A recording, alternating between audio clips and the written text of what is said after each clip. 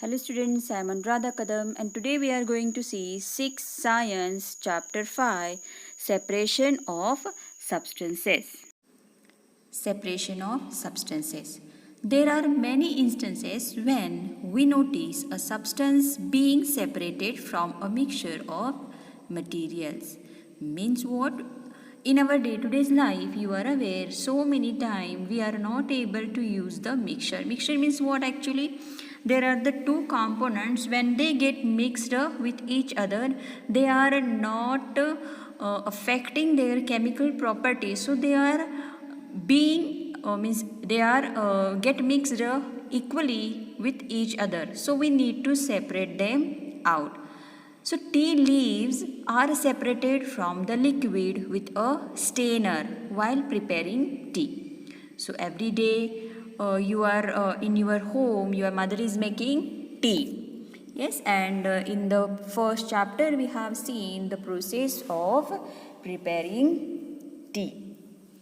So in that we have seen that how tea is prepared, and when before serving we need to separate these tea leaves. For this we are using strainer. So this is just a mixture and we need to separate out with the help of strainer. So different methods we are using actually. So first very commonly used method, that is hand picking.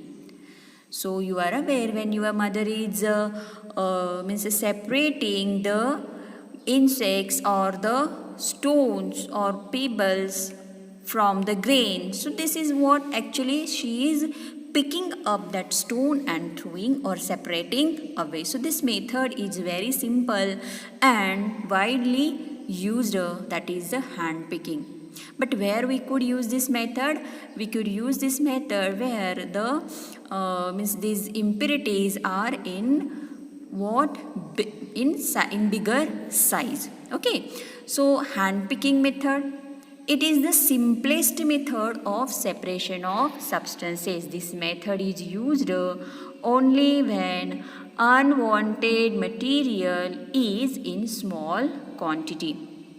Moreover, shape, size, or color of the unwanted material is different from that of the useful materials. For example, pebbles, broken grains, and insects are separated from rice, wheat, and pulses by hand picking. In the picture also you are able to see the person is separating the small stones from the grain. Okay, so this is nothing but the hand picking method. Now another method which is widely used, that is threshing method. So you are aware threshing means what? Separating the seed from the harvested stalk. As the crops are grown, means they are mature, so they need to cut. Correct? So when the grains are mature, they need to cut. So this process is known as the harvesting. And once the crop is harvested, so along with the grains there is some unwanted stalk was there, so that we need to separate. Correct. So this process was done by manually also. It is done with the help of animals also, and nowadays threshing is done by the threshing machines also. So one by one we will see. So manual threshing, when the quantity is small, threshing is done manually. Small bundles of the harvested stalks are threshed on a hard surface. This helps in separating the grain. So just see in this way. These ladies are what doing? So they are actually see they are means the crop was there is a bundle of the crop, and what they are doing? Yes, so they are actually threshed on a hard surface which help to separate out the grain. Second is threshing by animal. For larger quantities, threshing is done by the traditional way. Okay, So what is the traditional way? Yes, by using animals. For this, the stalk are separate.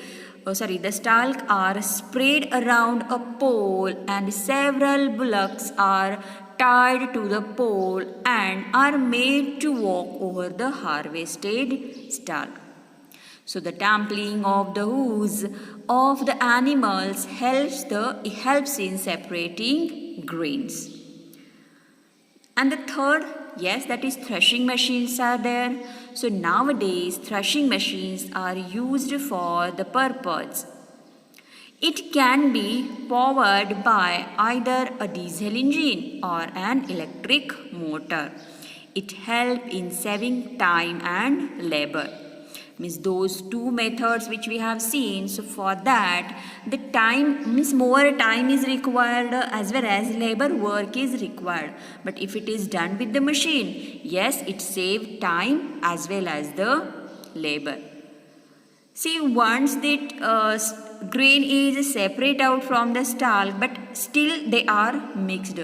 So how could we separate? So this is done with the winnowing method. This is the we can say the ancestors from the ancestors cultures it get developed, and nowadays also at some places this process is used.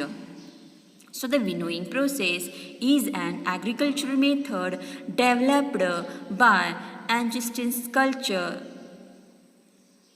cultures for separating grains from chaff.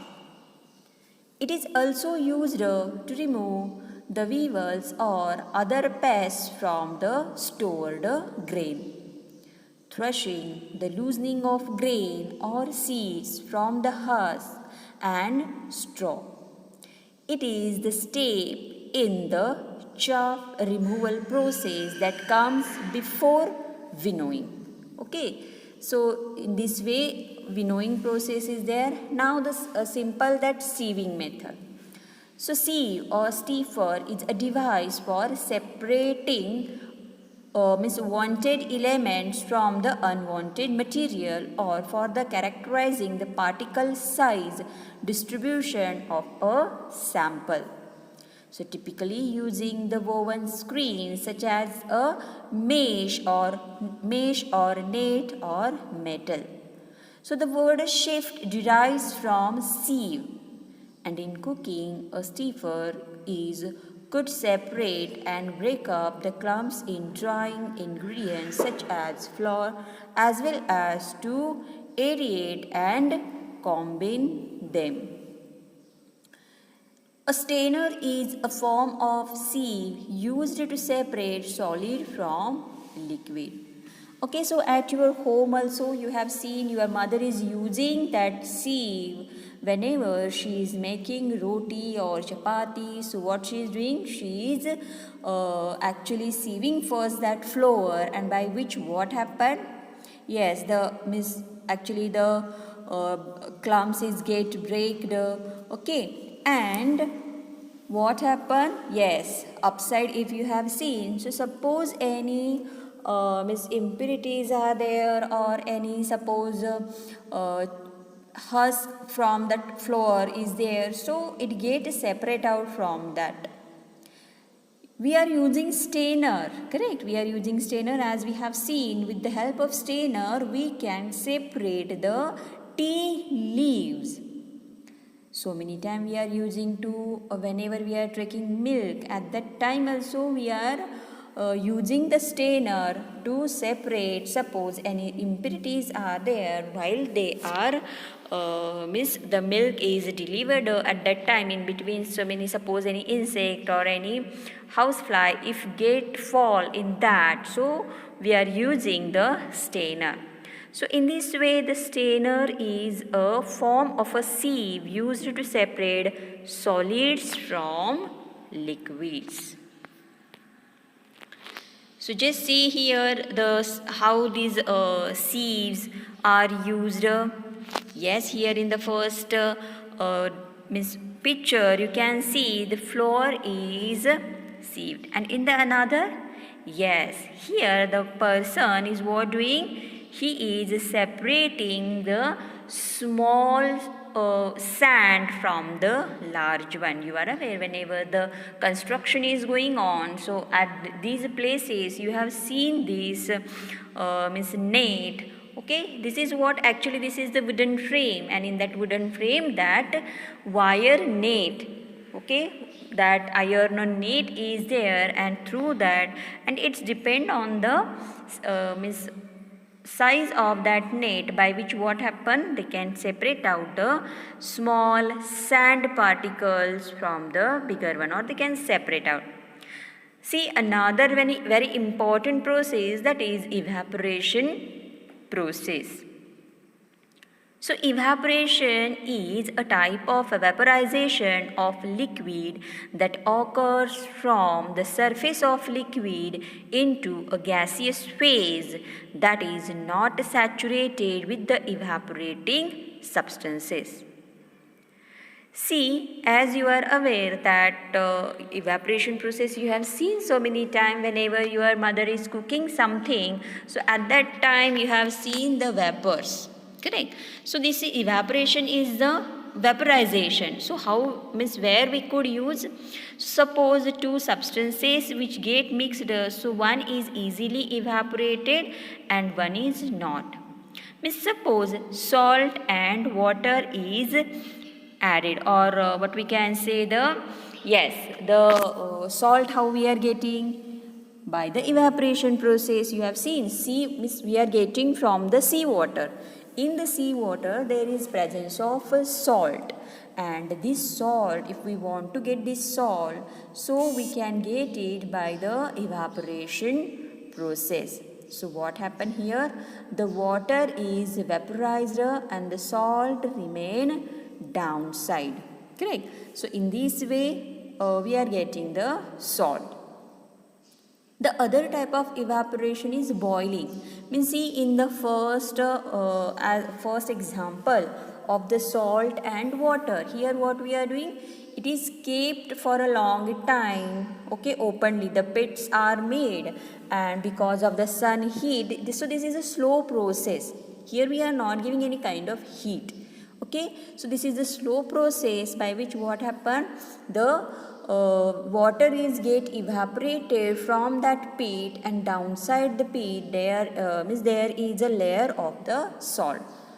In another method we can use the boiling. Means here we are specifically given the heat to increase the rate of evaporation, which is characterized by bubbles of saturated vapor forming in the liquid phase. So the steam produced in a boiler is another example of evaporation occurring in a saturated vapor phase. In a simple, if simple example I want, you are aware that at your home pressure cookers are there. Correct. So that is nothing but the evaporation process. So whatever water present in that cooker, what happen? It starts to boil and the evaporation process start. As the pressure of that vapor increases, so what happen? Yes, the whistle starts. So because the pressure gives heat to that whistle, and we can able to hear that noise. So in this way the vaporization process is done. Evaporation that occur directly from the solid phase below the melting point is commonly observed with ice at a low below freezing, or moth crystals, means the naphthalene or the paradichlorobenzene is called as sublimation. So say sublimation means what? As you are aware, solid get turns into the liquid and liquid get turned into the gases. But this liquid state is escape out from this process of the sublimation. Means naphthalene ball you have seen. Okay, normally we are calling it as a dumber goli. So as we are using that naphthalene ball, so what happened? It is in a solid state. It is not turning itself into the liquid state. Directly it get turned to the vapor state. So this means escaping the state of liquid and changing directly from solid to gaseous and again from gaseous to solid. This process is known as sublimation. Now see this water cycle. As you are aware, evaporation process is there. Correct. So see, evaporation process is done. From which places? Yes, as the water bodies are present over, so it increases or it gives rise the vapors in the atmosphere. Simultaneously from the plants also the transpiration process is there. Means the unwanted water is removed through this transpiration process. So this also increases, means this vapors also increases the amount of water vapors in the atmosphere. When these vapors goes up, what happen? Upside there is a cold environment and these vapors start to condense itself, okay, and forms the clouds. As you are aware, when there is a cloud formation, they moves in the way of the or in the flow of the wind. Once they starts to flow with the wind, when they get the obstacles between them in the way of that flow. If the obstacles are there, so what happen? At that time rain starts. So in this way when the rain will start, it will goes again it will get collected in the seas and rivers, and again from this evaporation process is there and it will goes continuously. So this water cycle is very important. Now see the condensation. Condensation process means what? Yes, you have seen so many times that when your mother is cooking something and she is keeping the plate over that vessel, so what happened? After that, from inside the plate, it get vaporized. You have seen the water droplets in this way, they are on the plate. Okay. So what happened here? The water vapors is condensed, means they get cool, and once they get cooling effect, they get turned into the liquid state. Means see, changing the state in evaporation process, what happened? Solid changes or the liquid changes to the gaseous state. From liquid, when they turn to the gaseous state, this process is evaporation. And again from the gaseous state, it turns to the liquid. It is the condensation process. So condensation is the change of the physical state of a matter from gas phase into liquid phase, and is the reverse of evaporation. As I told, from liquid to gases, evaporation, and from gases to liquid, condensation. Means this is the reverse process. The word most often refer to the water cycle. You see, as here we have seen the condensation process is there. Okay, so this one. Okay, this one condensation process is there. So from this condensation process, what happened? Yes, here we are getting the rain. So this is nothing but the condensation process. So just see, the word most often refer to the water cycle. It can also be defined as the change in the state of water vapor to liquid water when in contact with a liquid or solid surface, or means the cloud condensation nuclei within the atmosphere. So when the transition happens from the gaseous phase into the solid phase directly, The change is called deposition. Okay, means as we have seen before, that is the sublimation. So in sublimation what happened? Solid directly get turned to its gaseous state. Okay, now from the gaseous phase, if they get turned to the solid phase, it is known as a deposition. Keep in mind, from the solid, if they get turned to the gaseous, the process is known as sublimation. From the solid to the gaseous, sublimation. And from gaseous to the solid, yes, deposition. So just see, in this way, what do you think? What is the picture is indicating? Yes, you have seen on the glass of your any suppose window is there. So in the cloudy atmosphere, you can feel this, or you have seen this water droplets over the glass. This happens because of the condensation process. Now, the another important process, that is the sedimentation, decantation and filtration. So first we will discuss about the sedimentation process. So sedimentation is the tendency of particles in suspension to settle out of the fluid in which they are entered and come to rest against the barrier. So this is due to their motion through the fluid in response to the force acting on them.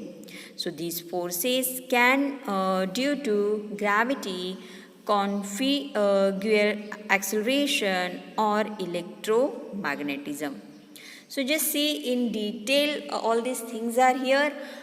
Keep in mind whenever the heavier particles are there, in a simple way, whenever the heavier particles are there, so if you keep it undisturbed, so they will get settled down. For example, suppose I will say you, if you added the sand and the water, sandy water we can say, so if you keep it for undisturbed, so what happened at that time, as the sand is very heavier, it is not going to float over the water. So what happened? Yes, it will settle down. And as it gets settled down, so it is actually, means it is easy to separate out. So this is the gravity or the centrifugal acceleration, or in electromagnetism also the sedimentation process is very useful. If you consider the means in geology, sedimentation is often used as the opposite of erosion. That is the terminal end and sediment transport.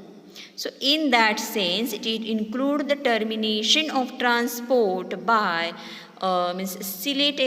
siltation or true bed load transport.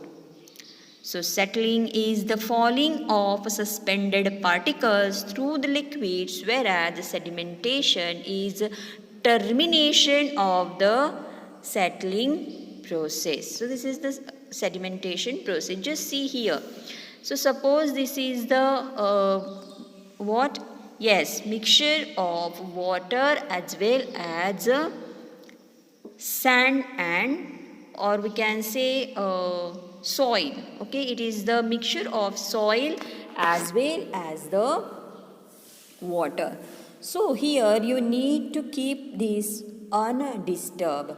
As if you keep it undisturbed, so after some time you find that there is a layer, you observe a layer of soil at the bottom. In the first picture you have seen there are the small particles you can see in the liquid. But if you are keeping it undisturbed, what happens? As they are heavier than the water particles, so they get settled down. Its density is high, so they get settled down. And the layer is formed at the bottom. And this process is known as the sedimentation. So after this, the decantation process is used for the separation of mixture by removing a layer of liquid generally one from which a precipitate has settled. So yes, once this layer is formed, so upside you are able, now you can able to see the two layers. Upside there is a blue color water layer, and downside there is the little bit black color soil layer. So now we are able to separate these two layers. Here two layers are formed, different layers are formed, and these two layers we are able to separate out by the process of decantation. So yes, see, the purpose may be either to produce a clean decant or to remove undesired liquid from the precipitate. Precipitate means the here, yes, see, here you can see, no, this is get settled down. So this is nothing but the precipitate. If the aim is to produce a clean solution, a small amount of solution must generally be left in the container, and care must be taken to prevent any precipitate from the following with the solution out of the container. Yes, whenever we are separating, so we need to take care that little bit amount of the solution you have to keep it as it is.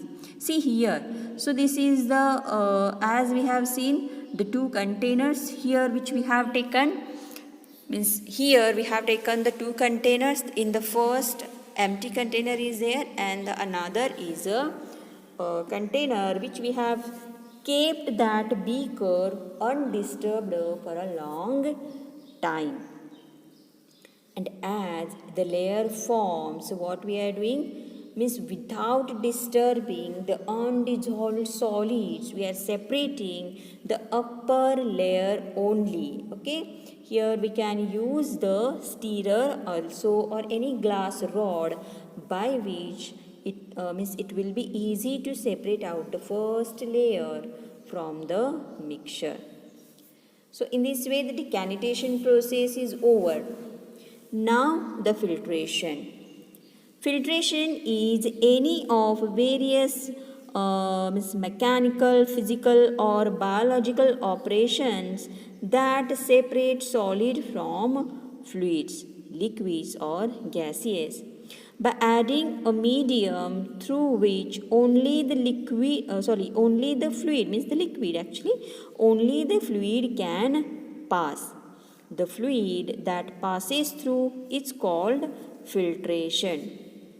So in physical filtration, oversized solid in the fluid are retained, and in biological filters, particulars are trapped and injected, and metabolites are retained and removed. So, however, the separation is not complete. Solid will contaminated with some fluid, and filtrate will contain fine particles. So yes, it depended on the pore size, filter thickness and biological activities. So filtration occurs both in nature and in engineered systems. So there are biological, geologic and industrial forms.